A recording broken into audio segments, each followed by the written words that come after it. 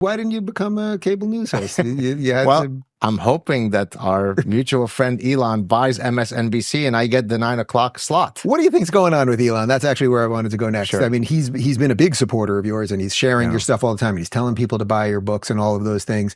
This is a guy who was largely apolitical 2 years ago. What do you make of sort of the psychological makeup of someone who goes all in to the extent that he has? So Elon is a visionary, right? He can put patterns together. He can see where things are going. And for various reasons, some of which are personal reasons that happen within his own family's dynamic, which I think at first he shared it privately with some of us, but I think now he's come out and shared it. His son became his daughter and disavowed him and so on. He suddenly was kind of awakened out of the stupor that many people had been in, right? Where, you're busy with your daily life and few people are as busy as Elon. And but when he saw the problem, when he recognized what it is, when he recognized some of the people who are offering solutions, including yours truly, I think he went all in, and that's what makes him Elon. But what do you think that is? What do you think it is about him as a person? Because a lot of people see the problems and they bury their head in the sand. Yeah. What do you think it is about the type of person? I've been very interested in that lately because I'm seeing a lot of people suddenly wake up to the things that we've been talking about for years. And by the way, people were talking about them well before I was or you or anything else.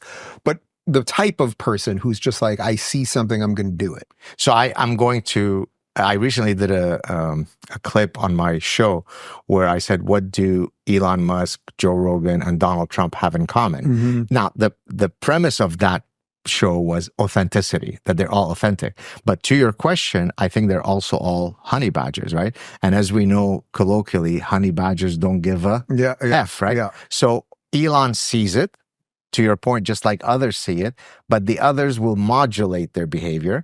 But Elon not only has FU money, he's got cosmic FU money.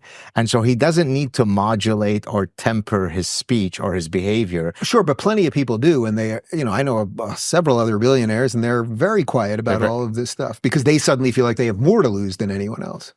You don't want to mention any names, right? No names. Okay. Although many of the... I'm not talking about Thiel, though, because everyone always thinks I'm talking about Thiel. But I'm trying to think who you mean. He's on the Elon side. But a lot of this is not my term. I heard it first from Ayan Hirsi Ali, and maybe it's not her term, but a lot of the tech bros have come around, right? Yeah. David Sachs and... well, it's easier now. Sachs, I think, was one of the leaders of it, too. Yeah. But it's a hell of a lot easier. But from your view, without mentioning any names, there are others that you would love to see them throw their name into their hat into the arena, but they're not doing it? Sure. Or that are doing it now when it's safe. And again, I want to be welcoming to all of that. But I think I'm just curious about the psychological makeup. If you have two people who have the exact same bank statements and roughly the same lives, yet one is willing to walk right into the fire and the other one's always waiting for the guy to walk into the fire. I just think there's something just interesting honey badger. They're absolute honey badger, right? Joe Rogan does not, and we both know him personally, he doesn't give a damn. He won't modulate a single, syllable to please or placate anybody. Certainly Donald Trump doesn't. First reaction of Donald Trump when he's shot in the head is fight, fight, fight. So I think they all have those qualities. And I always say, by the way, the trajectory of history, whether it be for the good or the bad, is always led by people who are not fence sitters, right? It's not the equivocators and the let's see things on both sides. It's the guys who see something for better or worse and say, I'm taking that road. And so Elon epitomizes that more than most people.